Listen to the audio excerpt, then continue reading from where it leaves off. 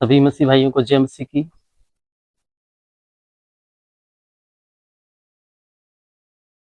तो आज मैं आपके सामने एक बहुत ही महत्वपूर्ण प्रभु का संदेश, प्रभु का वचन लेके आया हूँ और आपको इस वचन को फॉलो करना है। याकूब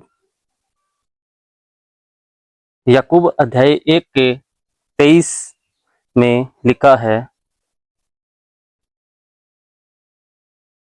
क्योंकि यदि कोई वचन का श्रोता हो और पालन करने वाला न हो, वह उस मनुष्य के समान है जो दर्पण में अपना स्वाभाविक मुख को देखता है। अब यह वचन क्या दर्शाता है? अब अगर सीधा वचन हम पढ़ते हैं तो हमारे कुछ समझ में नहीं आता है ना, तो इसलिए हम वचन को समझेंगे, आपको समझाएंगे। यह वचन हमें एक गहरी आध्यात्मिक सच्चाई सिखाता है। हम सब परमेश्वर का वचन सुनते हैं, चर्च में प्रार्थना भी करते हैं, सभाओं में भी जाते हैं और यूट्यूब वीडियो भी देखते हैं, घर पर बाइबल भी पढ़ते हैं। लेकिन क्या हम वचन को अपने जीवन में पालन भी करते हैं? क्या हम उस वचन का पालन भी अपने जीवन में करते हैं?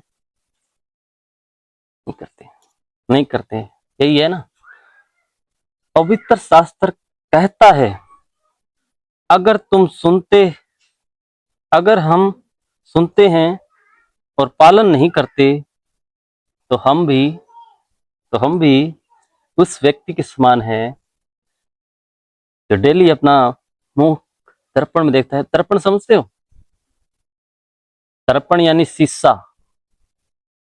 शीशा यानी इसमें हम डेली अपना मुंह देखते हैं, जब नहा के हम कंघी कंघी लगाते हैं ना, जैसे वह दर्पण उस व्यक्ति के समान हो जाएंगे जो दर्पण में अपना मुख देखता है और तुरंत भूल जाता है कि वह कैसा दिखता है।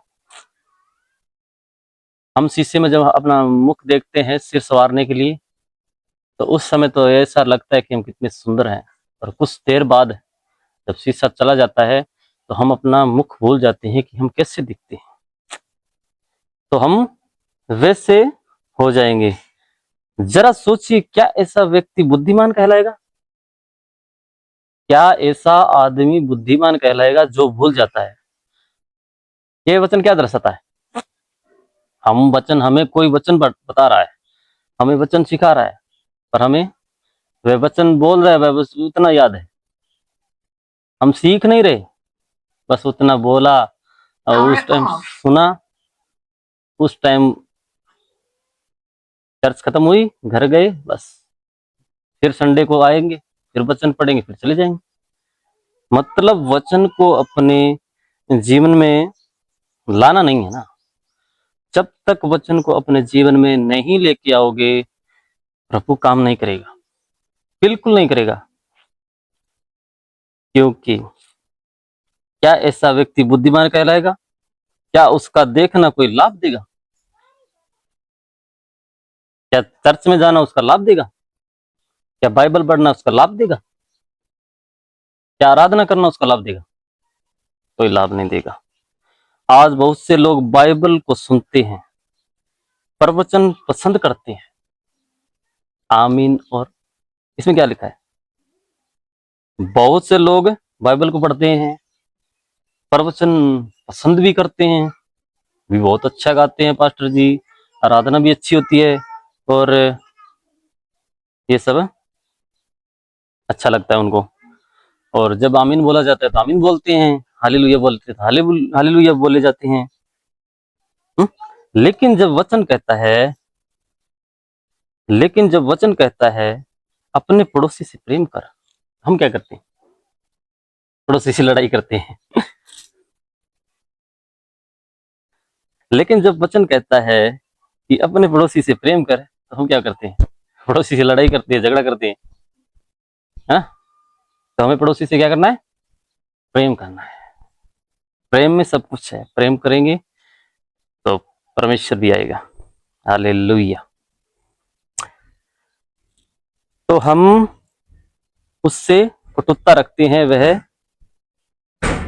और परमेश्वर का एक वचन कहता है कि तुम झूठ मत बोलो।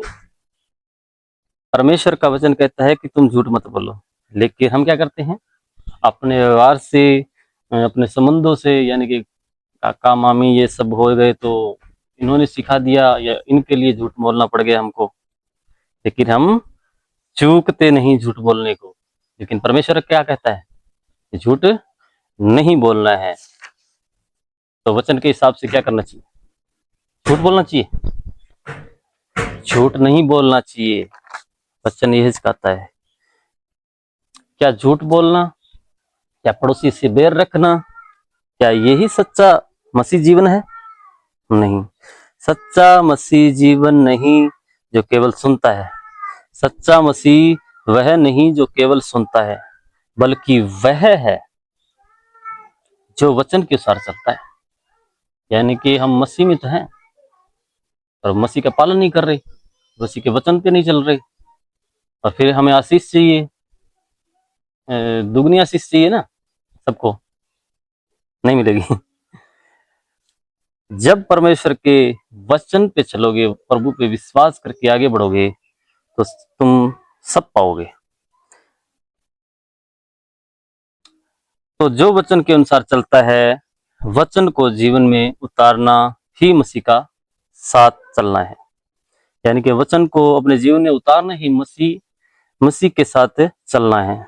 अगर परमेश्वर का वचन हमें धैर्य करना सिखाता है, यानी कि हमें अभी धैर्य कर रखा है, यानी कि शांति दे रखी है हमारे शरीर में, तो हमें क्या करना चाहिए?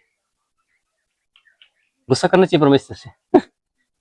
धैर्य दे रखा है इसका मतलब है हमें गुस्सा नहीं करना चाहिए। हमें किसी पे गुस्सा नहीं करना चाहिए। हमें गुस्से को बलिदान कर देना चाहिए, यानी कि त्याग देना चाहिए। हालेलुया, धन्यवाद हो यीशु राजा का। अगर वचन हमें क्षमा करना सिखाता है, अगर हमें वचन क्षमा करना सिखाता है, तो हमें अपने शत्रुओं के लिए प्रार्थना करनी होगी। तुम्हारा कोई दुश्मन है? सबका होता है अपने अपने जीवन में, और परमेश्वर के जीवन में आने से आपके जीवन में कोई शत्रु नहीं होगा, कोई आपसे बैर नहीं रखेगा। हालेलुया। लेकिन आपको अपने शत्रुओं के लिए प्रार्थना करनी होगी। अगर वचन हमें कहता है कि हम पृथ्वी का नमक और संसार का प्रकाश हैं, तो हमें अपने जीवन में प्रकाश और प्रेम फैलाना होगा। यानी कि हम अपने जीवन में, यानी हम पृथ्वी का नमक और संसार का प्रकाश हैं, यानी संसार का प्रकाश हैं, तो हमें लोगों को बताना होगा, प्रचार करना होगा, सुसमाचार सुनाना होगा कि परमेश्वर ने बड़े बड़े काम किए, बड़े बड़े चमत्कार किए, और लोग वहां पर जाते ही चंगे हो जाते हैं। अफवाह नहीं फैलानी है, सच बताना है, सच बोलना है, जैसा बाइबल में लिखा है वैसा बताना है। मेरे भाई और बहनों, आज यह निर्णय लेने का समय है। मेरे भाई और बहनों, आज यह निर्णय लेने का दिन है कि हम केवल वचन का श्रोता नहीं रहेंगे, बल्कि उसके पालन करने वाले बनेंगे, उस पे चलने वाले बनेंगे। यह दर्पण नहीं होंगे, हम वह दर्पण नहीं होंगे जो दिखाए और फिर भूल जाए। हम वो शीशा नहीं बनेंगे जिसमें मुख देखा जाए और कुछ देर बाद भूल जाए। हमें वचन पे चलना है जो दिखाए और फिर बल्कि हम वह मिट्टी बनेंगे, जिससे परमेश्वर घड़ेगा और कार्यों में लगाएगा। कहता है बल्कि हम ऐसी मिट्टी बनेंगे जिससे परमेश्वर हमें घड़ेगा जैसे बनाया है, और कार्यों में लगाएगा। यानी कि हमें परमेश्वर ने शरीर दिया है अपनी महिमा के लिए, अपने कामों के लिए, तो हमें जैसे खड़ा है वैसे कार्यों में वैसे हमें करना चाहिए। परमेश्वर ऐसे लोगों को पसंद करता है जो वचन पर चलते हैं। परमेश्वर खुद कहता है कि मैं उन लोगों को पसंद करता हूं जो मेरे वचनों पर चलते हैं। अब क्या करोगे आप? परमेश्वर खुद कह रहा है। अब आपको वचनों पे चलना चाहिए कि नहीं चलना चाहिए? न कि बोलते ही, न कि बोलते हैं। याद रखिए, मसीह ने कहा जो मेरी बातों को सुनकर उन पर चलता है। मसीह यानी कि यीशु मसीह ने कहा जो मेरी बातों को सुनकर उन पर चलता है, जो मेरी बातों को सुनकर उन पर चलता है, वह बुद्धिमान मनुष्य के समान है जिसने जिसने अपना घर चट्टान यानी पहाड़ पर बनाया। हालेलुया। परमेश्वर कहता है कि जो व्यक्ति मेरी बातों को सुनकर उस बातों पर चलता है यानी कि मेरे वचनों पर चलता है, तो वह मनुष्य बुद्धिमान है। और उसने घर क्या बनाया? ऊंचाई, यानी कि वह बहुत ऊंचा है। उसने पहाड़, चट्टान यानी पहाड़ जैसे पहाड़ पर घर बना लिया। हालेलुया। सभी को समझ में आ रहा है ना? तो यह वचन आपके लिए बहुत अनमोल है। आज आप कुछ ना कुछ सीख के जाएंगे और इस वचन को अपने जीवन में प्रभु के नाम से जरूर फॉलो करेंगे। हालेलुया। आइए हम अपने जीवन की जांच करें। जांच करेंगे क्या? अपने जीवन को हम जांचें कि हम कैसे हैं। क्या क्या हम वचन के पालन करने वाले हैं? क्या आप वचन के पालन करते हैं? अगर पालन करते हैं तो आपका धन्यवाद, वेलकम। यदि नहीं तो आज से शुरुआत करें। परमेश्वर आपको आशीष दे। हालेलुया। परमेश्वर आपको ब्लेस करे।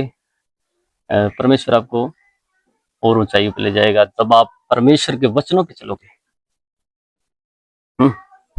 तो आज से शुरुआत करें और प्रभु का धन्यवाद करें। प्रभु आपको आशीष देगा और ब्लेस करेगा।